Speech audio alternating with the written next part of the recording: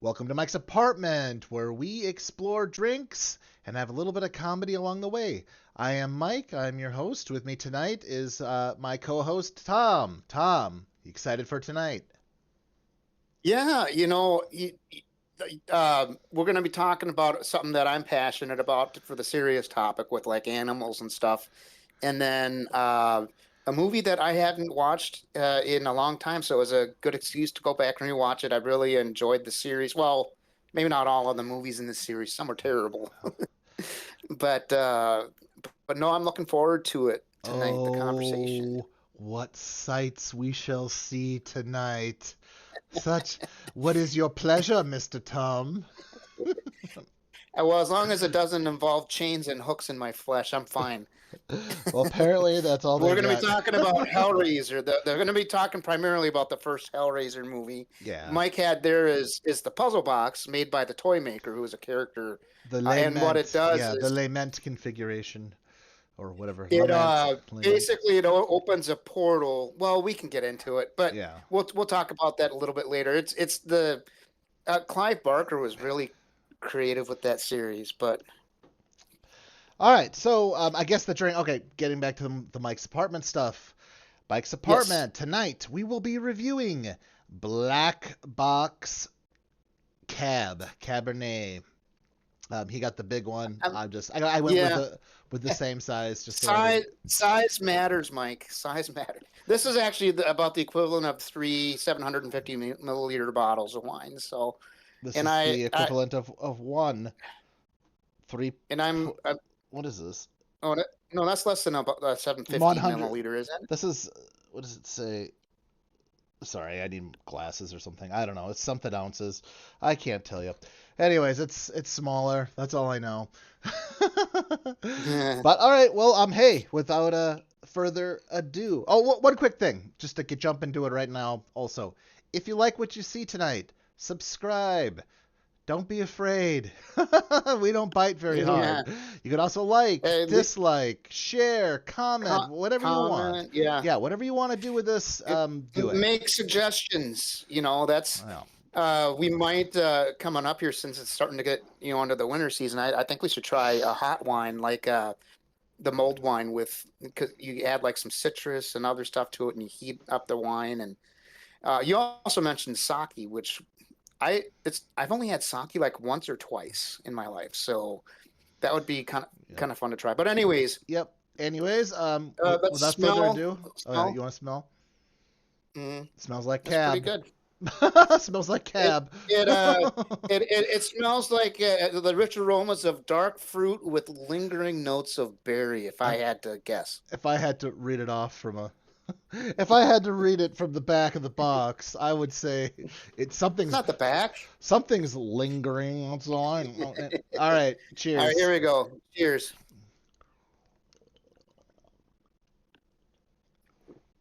That's not too bad. I don't know, man. You don't like it? It's I think if you had like a steak or something with it, maybe it'd be better. So the thing with like the boxed wine, I don't know how many people are familiar with it. It's usually like cheaper wine and stuff. I was looking up a recipe for sangria a few years ugh. ago, and the lady says she usually will use a boxed wine versus like a more expensive wine because you can get a big box like this, which is three bottles of wine for pretty cheap. And then if you're adding like brandy and maple syrup and fruit and stuff, it's you can go with the cheaper wine for that. But Possibly. All excuse right, me. I'm gonna say right now. Let it settle. Let me have a few more drinks before we decide. I guess our serious conversation, and actually Tom's gonna know more about this one than me, though I do have, my own opinions on it. It is the overpopulation of pets, mainly cats and dogs, and the whole sheltering of them, neutering, spaying, the benefits of that, that. So why don't you go ahead and take it away, Tom?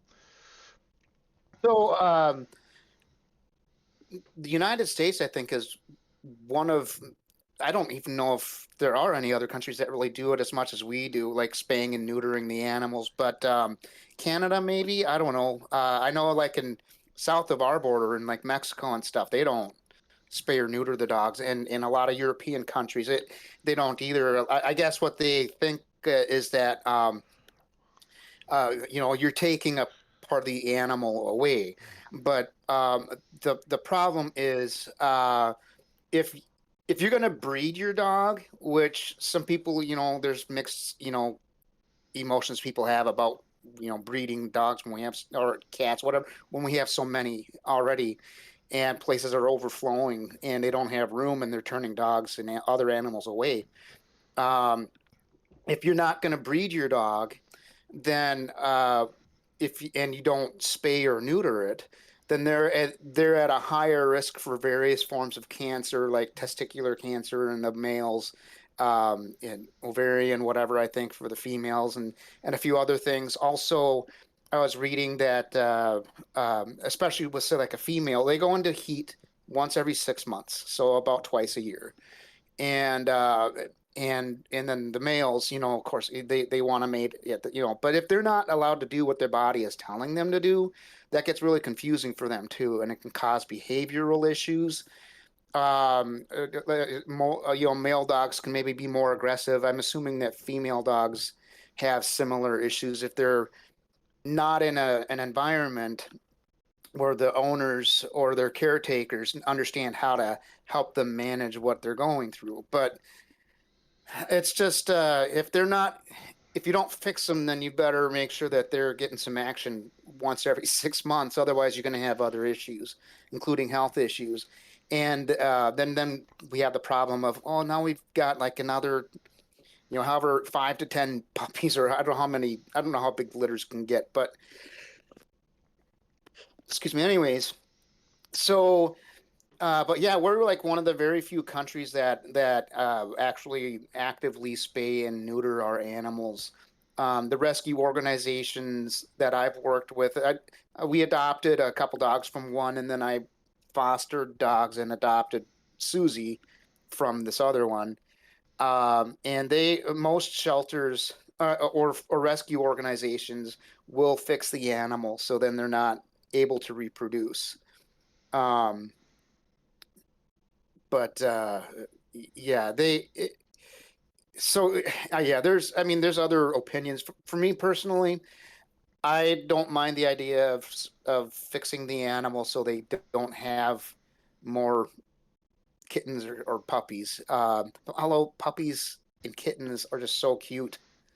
I But I fostered probably I probably over the last, when I was fostering heavily between 2020 and 2023, and I probably had like 15 or more puppies that I fostered, and man, they're so cute.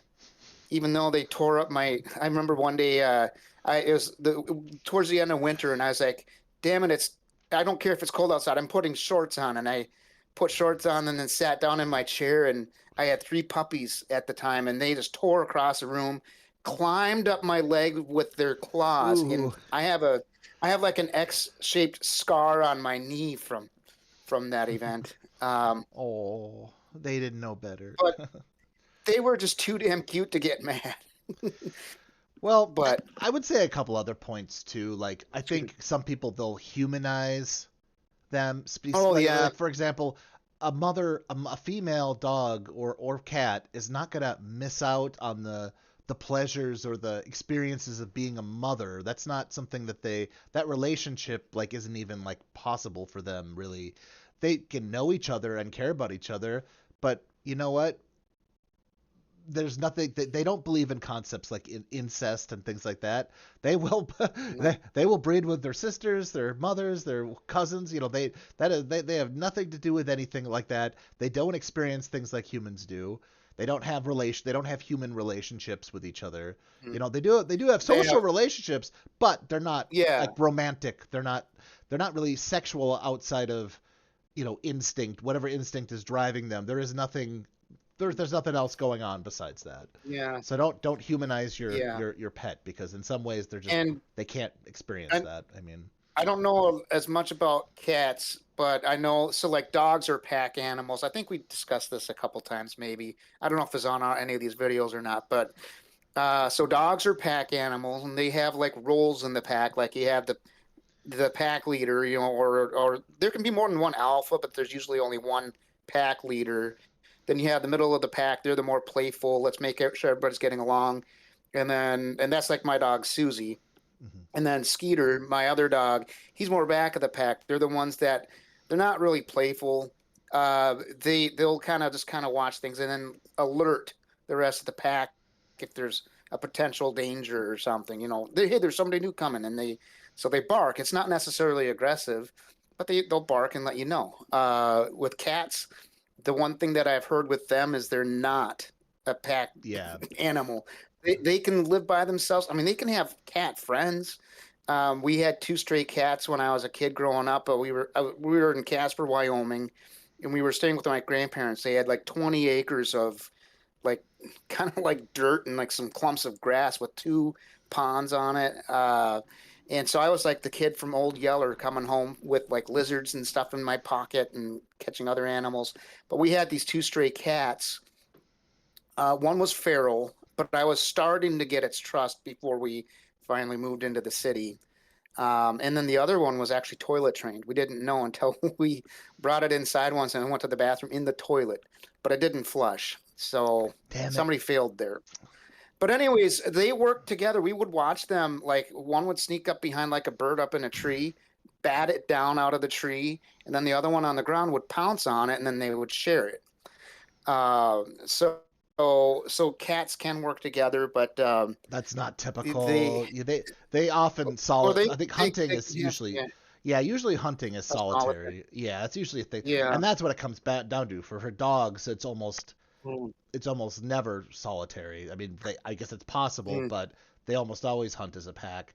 Cats, mm, like you said, they could work together. Like they're not, it's not outside of the realm of it, but they are solitary hunters mostly. They're mm. not, they don't need to, Yeah. they don't, and that's why there's different social groups. But I'm not saying, cats definitely have social groups. They're just not in a pack, and they're just more, they Mm, definitely can get along though and recognize each other as like, well, mm. sources of food, sources of friendship, sources of Yeah. warmth. I mean, the same thing as Yeah. dogs in some ways. And cats can put dogs in line pretty quick, and Yeah, as long as the dog isn't like aggressive towards cats. Um, yeah.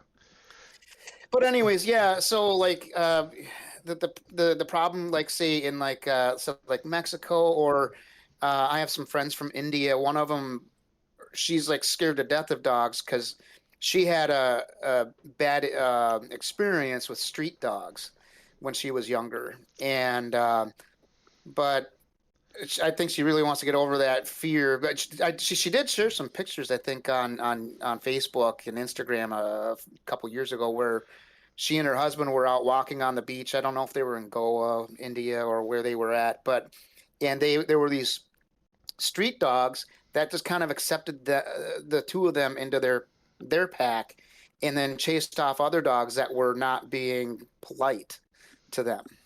And so she said, and she shared some pictures online with that, and just so that was she really had fun with that, and so but a lot of times people don't understand like when you have a pack of street dogs and they're like warning you about coming into their territory, they if you don't know how to read the signs, or what they mean when they growl or bark, you could get into some trouble and get bit pretty bad. And then, of course, with the street dogs, they're not probably vetted, right? They who knows what kind of stuff they're carrying. So, I have what you just said reminded me of two stories really quick. One of them's sure, related go to ahead. dogs, the other one's not. So just like you, I had a work friend. She was from India, but she went to school. She was very closed in. She had never been spoken to about like a lot of truths about growing up. And I think she was only like 10 Hmm. years old when these two different things happened. The one thing was they told her and her sister, the parents, I mean, told her to never go to the street vendors and order the meat, right? So what Oh happened? But yeah, yeah. they were like so hungry one day that they went and did it, and then Hmm. the father was like, I won't say her name, but he's like, "Hey, why do you think that whenever you see them go on sale with meat, that all the dogs are gone?" He's like, "What do you think? What do Oh you think no. happened?" And then here's another story from same lady. So when she was like 12, okay, so keep in mind she's had no sexual education, no, she doesn't know anything. She's like 12, 11 or 12 years old, something like that, right?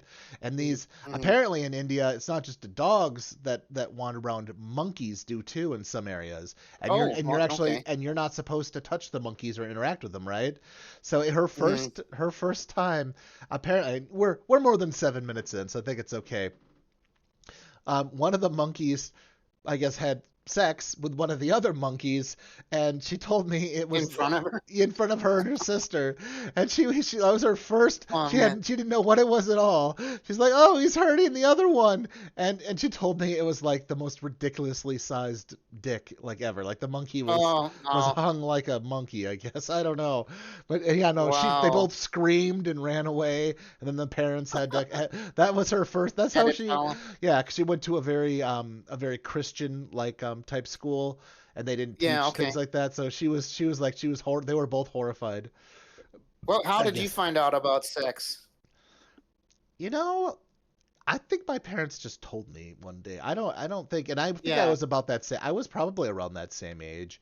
I mean, like I Hmm. kind of always knew, like you know what I mean. Like you know that something's Hmm. happening, Yeah. but at that age you're not that curious about it. You know what I mean? Like Yeah. you're not like, well, some kids are, I guess, but I wasn't like super into it like I was when I was like 9 or 10 or whatever. But yeah, I think my mom and dad told me basically what it was. I mean, Yeah. and if I had any So questions, I my could talk to yeah. him. But no, I got taught in school and stuff too, so I don't know. Mine was different than most people here, having the conversation with your parents or whatever. Or so my two older brothers had been starting to play doctor or whatever with the neighborhood kids. And so my parents decided they were like my oldest brother I think was like around 11 or 12 and my other brother was like 8 or 9 and so they bought this book called Where Did I Come From? And had like little cartoonish men and women and they showed their private parts and all this stuff and they talked about them, having sex together. There was actually a video that you could get with it. Uh, I only know about that because the Red Letter Media guys watched it. They're like, "What the heck is this?" I was like, "I remember that book because at the age of about 4, I found it in my parents' closet, and I was like, "What is this?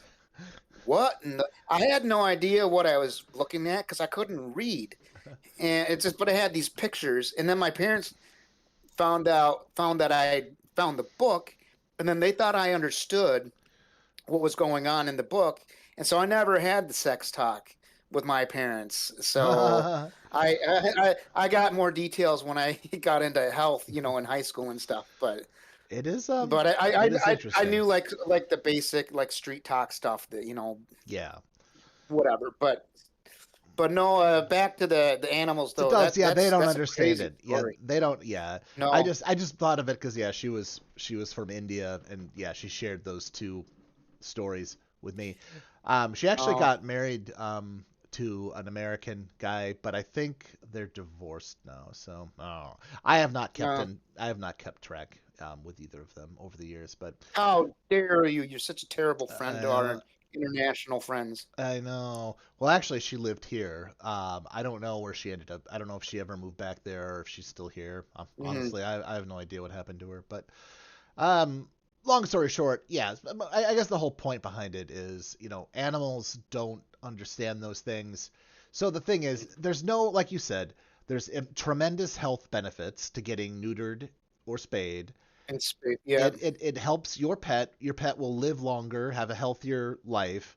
And they don't, Hmm. and like we said, like we spent maybe a little bit too much time explaining it, but they're not going to understand it in human terms, and they don't have human Oh. relationships with each other. They're not, Hmm. they're not monogamists.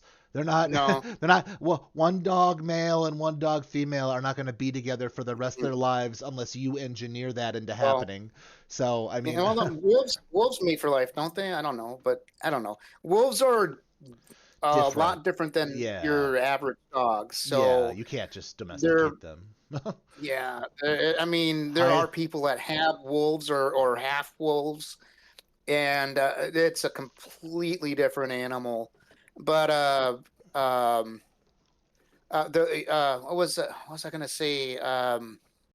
Caesar Milan talks a lot about spaying and neutering and stuff in like the because he has like three different shows that he's done. He had The Dog Whisperer, and then he did Better Human, Better Dog, and now he has Caesar Rescue 911 or something like that. I sometimes will watch those on YouTube, and you can find pretty much all of those three shows on YouTube now. So if you're curious about it. But he yeah, talks a lot about that spaying and neutering.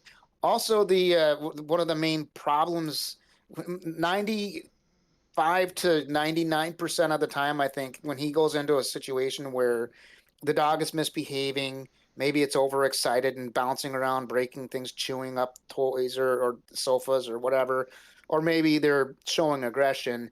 It's usually because the owners are humanizing the dogs and applying human psychology to them. So, with like if they're not getting fixed, then honestly, if you want to give your dog the best chance at a healthy life, both mentally with dog psychology and physically with like avoiding like the various cancers and whatever health issues, then they do need to mate twice a year. So, but then you're going to have to deal with the a litter of puppies coming along. So, I mean, they don't have condoms for dogs, I don't think. no. And like we talked about But a few months ago, I had that experience at my girlfriend's uh, house where under the deck a stray mother dog had given birth, oh and yeah, that's right. yeah, The and I puppies, and yeah. someone had to deal with it. I mean, someone and someone and I wouldn't feel comfortable, not saying that a woman couldn't do it. She definitely could. I just, with that situation, I felt that I should take it upon myself. So yeah, we were unfortunately two dogs in the litter died. The other ones That were, happens, yeah. yeah, and I think one of them was, I think, and we don't have to go into it again, but one of them I think was a different animal had attacked it or something like that. Um, Yeah. but anyways, no, all the dogs, all the puppies, I should say, ended up going to this local. It's called KC Pet Project, where they were, hmm I believe, they were all adopted, and then my girlfriend's sister, she adopted the mother dog and got her spayed. hmm So I think in that case it did. I mean, except for the two puppies that were lost, I think it did turn out to hmm be a very good situation mostly. Though I will say, crawling under a deck when it's like 100 degrees outside and you have Yeah. this chaotic mother dog who's just watching everything. She didn't growl at me, and I was trying to talk to her like the whole time. hmm But it was scary. hmm It was scary as fuck, man. I mean, you don't know what a No, dog, yeah. especially you have to be in that enclosure. I Yeah. mean, and I can't, I'm a Because you were human. crawling, right? You were Yep. crawling. And I had So to get you to it. couldn't, Yeah. I yeah. it And was the one thing people don't understand with dogs is just because they're silent doesn't mean that they're not going to oh attack. yeah, Usually definitely. the silent ones are the ones you got to worry about more. But in this case, she trusted you. You were able to gain her trust, whatever, and help her, calm down. And I think you got all the puppies out, right? I was Because I yep, remember you sharing pictures of them in a box, and yep. you got the mom out, and I think brought her inside or something. Yep, mom was brought But back. And the sad thing is this too. but That dog, that mother dog or whatever, she was mhm, actually in. They knew that it was the neighbor's dog, and the neighbors refused to take ownership because they had seen that dog chained up in the neighbor's yard. So our guess is that the neighbors just never wanted to spay the dog. It bred mhm. with one of the other dogs, or maybe a completely different Yeah. dog. I don't really know who the father is exactly, but we didn't do a test, okay? I mean, I know we should Yeah. have for child support Yeah. purposes. For child support purposes, we should have done tests, but no. Yeah. Well, my first foster dog, Misha, she was a dog that rescued from a reservation. Reservation being like a Native American community, and the family that had her just chained her up outside. She wasn't fixed. She had a litter of puppies by the time she was 9 months old, which is not healthy. Jeez. And then she went from being a super sweet dog to being very she was unsure about new people, and she would like lash out and bite people or whatever. And but when I had her, she was all it took was, I mean, just I could introduce her to new people all the time, and it was just, you got to do a proper introduction with her, and just understand, her situation. And she, I don't know. I've never had any issues with her being aggressive with anybody. Um, so, but no, she had a litter of puppies that were all adopted out. And then when I started fostering puppies, I remember the first one was he was like a white pit bull with like black spots and other markings.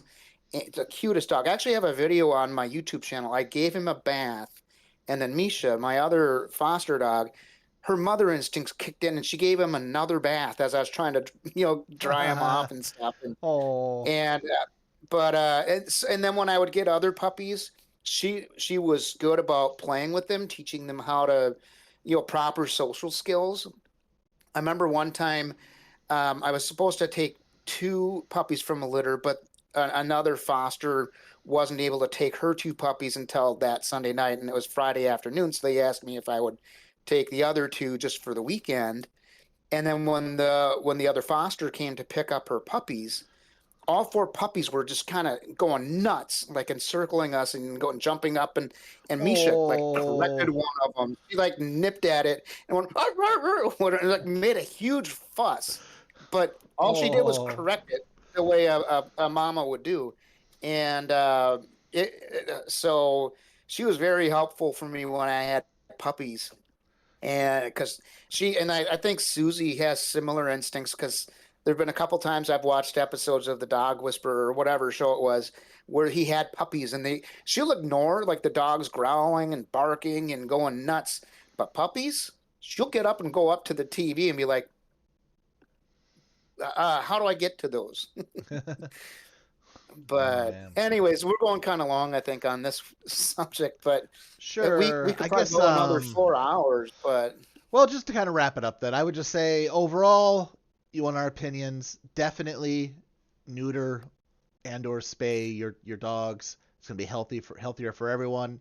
If you need to get help, you can watch TV shows like with Mercedes and mhm, Milan, or I know a lot of local like pet stores and mhm, like food, like animal food supply stores will offer some kind of yeah. training if you don't know exactly what you're doing. So And there are some, I think, organizations, if that might help, like with financial or whatever, or give you a discount on getting them spayed or fixed.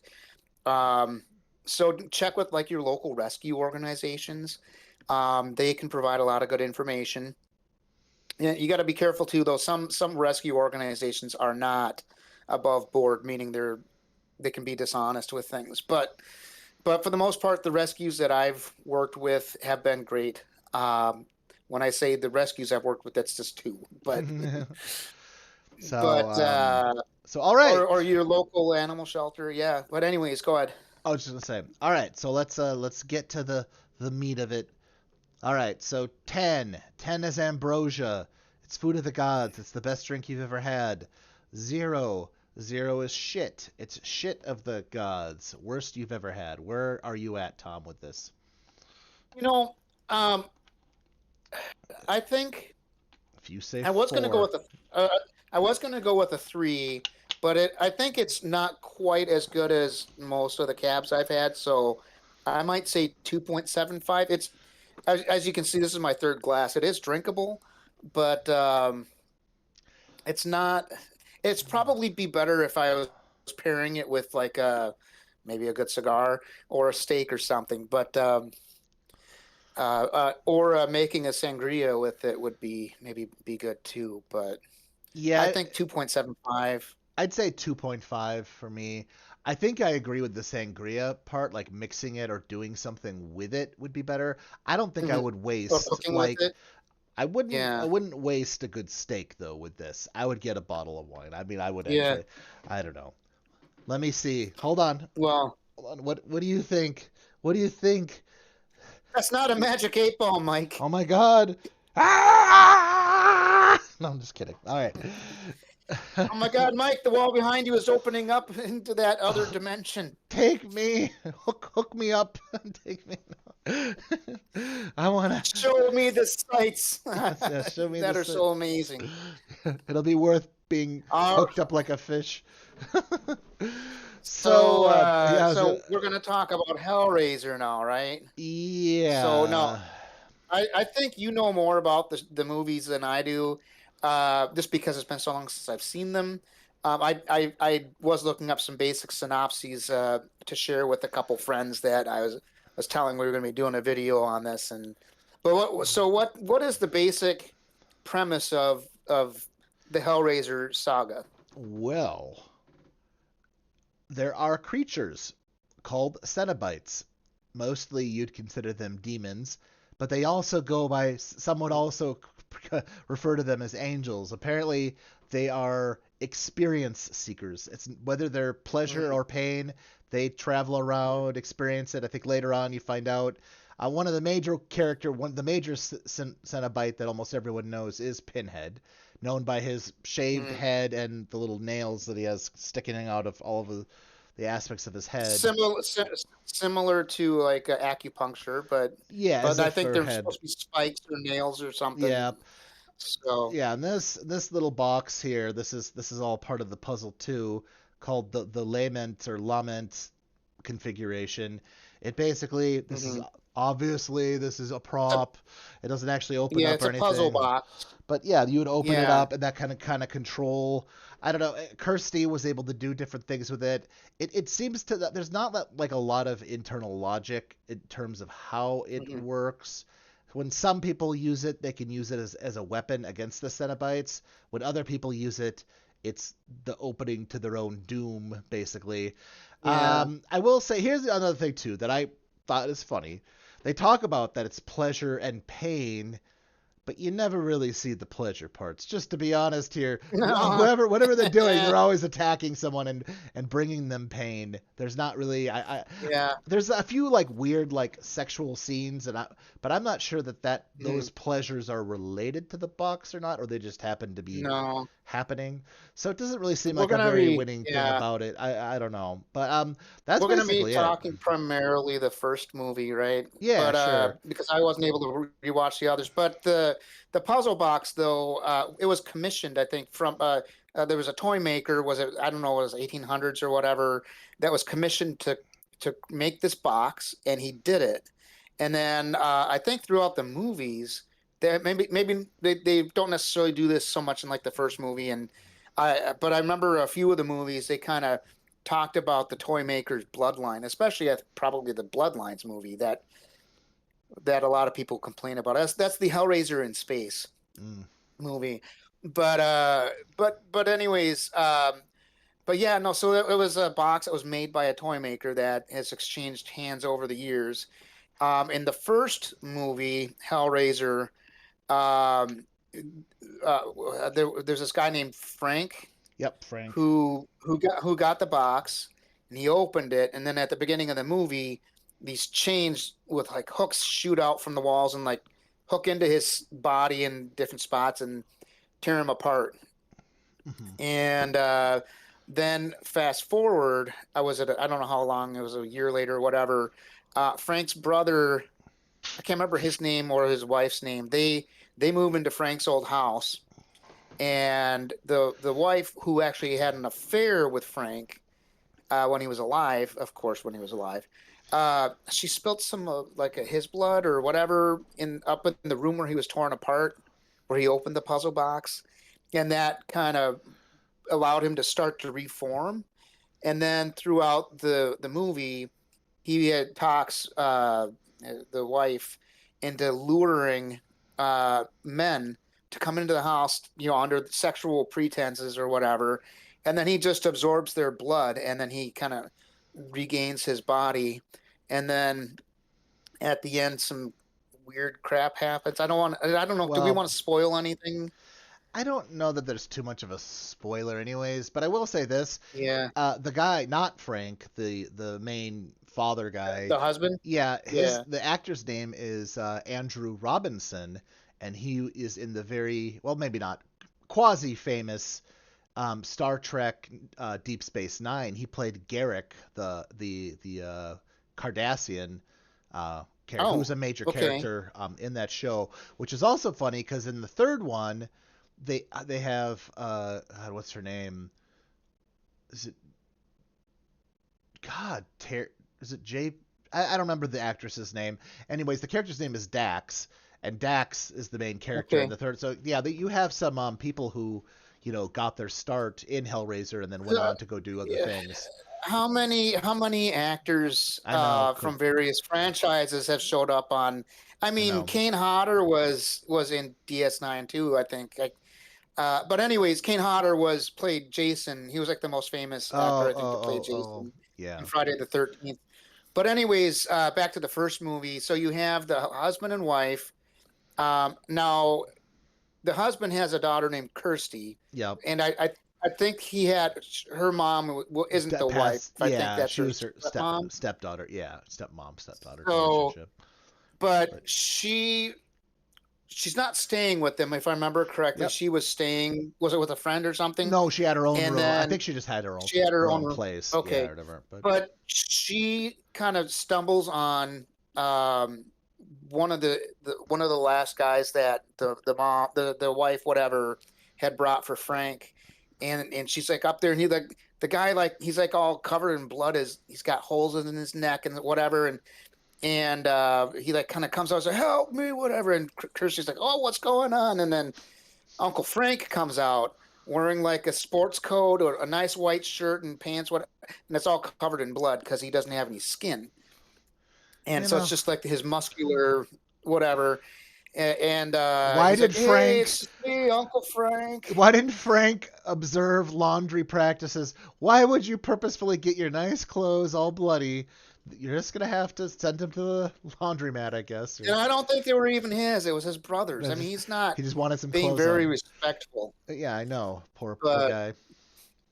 so then, but Kirsty in that encounter ends up. They end up in the room where Frank's been hiding in, where he had died. Excuse me, and she's trying to defend herself from him. She's like fighting him off, and lo and behold, the puzzle box, the lament configuration, is sitting on the floor, and she picks it up to throw it at him, and he's like, "No, no, no, don't!" What is that? He freaks out, and she's like, "Oh, this is important to him, whatever," and she ends up like throwing it out the window or something, and then she gets away, picks up the box, and figures out in like 5 minutes how to open it, But remember and then that, the Cenobites show up. yeah, and they Go said ahead. the Cenobites said, um, what would they say? They said bring. So she's confused, right? Because Mm-hmm. Frank was actually eventually able to get her father's skin on, right?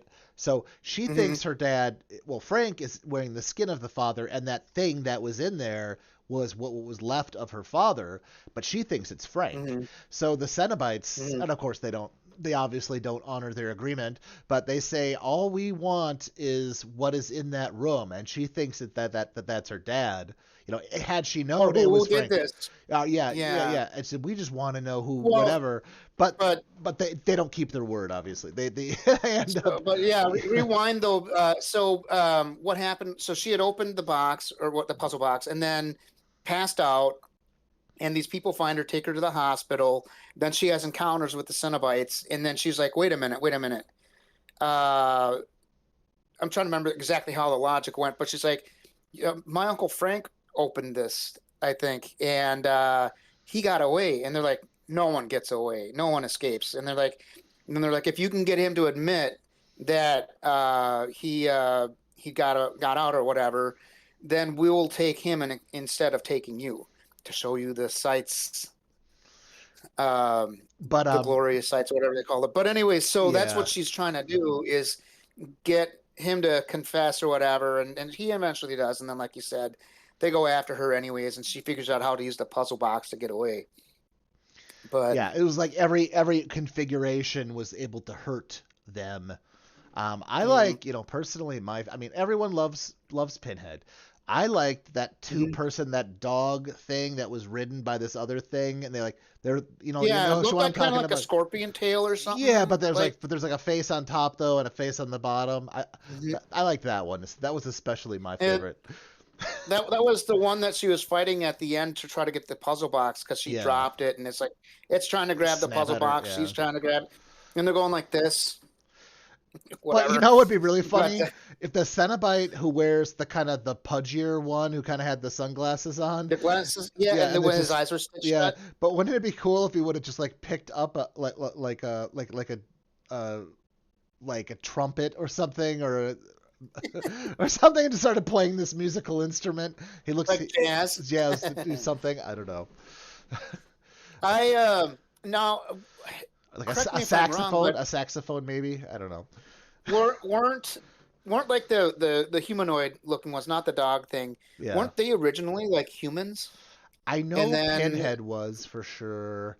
I don't know if they do an origin story for all of them. I mm, know Pinhead was for sure a human specifically, but the thing is, like the theory is they are experience seekers for both pain and pleasure, and they go all over the mm, universe, including alien, like you said in the space one. They go all over the place in search of these things, and I don't know. I will say, yeah, all the and the weird thing is this, Clive Barker, he also wrote the book on the Hellraiser book, or maybe there's more than one book, but he was the author of that, and then he went on to mm, write and direct, Hellraiser the that's right. movie. So So before Hellraiser, though, he did a movie called Rawhead Rex, which, if I remember the story correctly, the studio had a lot more control and influence over how that movie turned out, and he didn't like it. So then he did the Hellraiser series, or the first movie, anyways. I don't know how many of the other movies he was involved in, but he he I think he insisted on having a lot more control over how the end product came out. And I've only seen bits and pieces of Rawhead Rex, so but I from what I've seen, I think that Hellraiser is a much better movie as far as well, the end product goes. yeah, I have not seen that original movie, but I would guess so because I think especially at the time, the middle 80s, late 80s, whatever it was, people were not fans of that kind of, well, they thought it was too dark, or they thought it was too, whatever. The sexual overtones. Yeah. Well, and it Uh, had Ash, so the Kirsty, the actress's name is Ashley Lawrence, and she was in, did you ever hear about the movie series The Warlock? Warlock. yeah, There's I've three. heard of it. I don't Believe think three I've seen movies from it. it. Yeah. Well, Ashley Lawrence, she was the main. Kirsty, she was the main character in I think the third one. I want to say the third Warlock movie. I can see why we might do that at a different time. We could possibly do Warlock again at another time. I don't know that they were super popular. I mean, they kind of were. I mean, I've heard of it. I haven't. I don't think I've seen it. yeah, it's kind of So, similar. I mean, but but yeah, I uh, mean, I like the movies. I don't know. I mean, I mostly like mm, Hellraiser movies. We don't really grade mhm. them, but I would definitely say No. if you want something that's kind of, from the 80s and 90s, you don't, and it doesn't Well, have to make they've them made new ones. 11 movies. Most recent one was 2022, That's which I haven't seen right. some of the ones after. I don't know if I've seen any of the ones after. No, I did see one after 2000 where I don't remember who the main actor was, but he had a mansion and he had this party where he invited guests over, and then the guests discovered the puzzle box and they opened it, and then but that was his plan all along, was to Fun have times. other people open it. So, but anyways, no, the Bloodlines movie, a lot of people I guess complained about it, but as I recall, I kind of enjoyed it a little bit. Maybe it was a guilty pleasure because it was a sci-fi plus horror, like fantastical, and the guy basically opened had a remote controlled robot opened the puzzle box on this satellite that he had created, and he was a descendant of the toy maker, and his bloodline, I guess, had power to. What the plan was to trap the Cenobites on this satellite so they couldn't hurt anybody else. But then, of course, there's like some kind of military organization that's like, oh, this is breaking a lot of rules or something. I don't remember what the premise was, but this military unit gets onto the satellite and messes up the whole plan. So, but anyways, yeah, I mean, I think I would recommend people check out the Hellraiser movies. But you're kind of blurry there, Yeah, I Mike. know. I see that my All right. webcam came out of. It happens sometimes. Oh. So all Focus, right. Mike. All right. Well, I think that's about it. I mean, for tonight. Yeah. Can you think of anything else you wanna? Any closing thoughts? Um, you know, even if you're in a country where it's not necessarily a commonplace, if you do want to have pets, look into like especially with like dogs and cats, look into getting them fixed, meaning spayed or neutered, depending on their gender, of course. Unless if you plan on breeding them, but just remember, if you're going to breed them, then you need to take responsibility for the puppies or kittens, etc. And don't just Yeah, fluff it out. what yeah. And then check out Hellraiser if you like scary movies. It was pretty good. There may be some that I maybe were a little more scary when I watched them, um, Yeah, but definitely. I just enjoyed the movie. I guess I've seen it enough times that it wasn't a scary experience. When I watched it last night, but Well, and if you ever find the lament configuration, and for pleasure, all they're offering you is this wine, get your money back. Go back. Say all this lament configuration did was give me this crappy boxed wine. I demand my money back. I demand the Cenobites give me something better than this. I'll take hooks in the flesh over drinking this again. Maybe I wouldn't go oh that really? far. It's that bad, huh? No, it's Mike, I it's think I think you should have given that shit of the gods rating then. If that's your preference, oh man, I don't getting torn know. apart by chains and hooks versus drinking that wine again. I don't know. What you said was 2.5, so I it's know. below average, but it's fine. It's drinkable. It's drinkable. Let's say that. If if I was in a desert and there was nothing else there, I guess this would be what I'd drink. Uh, I wouldn't just eat the I don't sand. know. I don't know. If you're in the desert, alcohol dehydrates you. That's So true. You may just want to keep going. Unless you can find one go. of these. You never know. You know. You see a mirage, but instead of like the palm trees in the pond or whatever, it's the lament configuration. Be like, It's nope, like, I'm going back the other and way. it disappears. It disappears, and you're like, come on! I thought it was over. All right. Well, like we said at the But beginning of this, if you liked what you saw, subscribe. Make sure to like, dislike, comment negatively, positively, share. Do what you want to do with this. I don't have any other closing thoughts. Anything else, Tom? Or no, thanks for watching. And yeah, like what Mike said, like, subscribe, comment, dislike. We want to hear from you too. So I mean, if there's something you did or didn't like, I mean, let us know. Or if you want to see us try something, maybe make a sangria out of this black box wine or something. this We can do that. this black hole of doom. It is. But all right, everyone. Have a good night. We'll see you next week. Good night.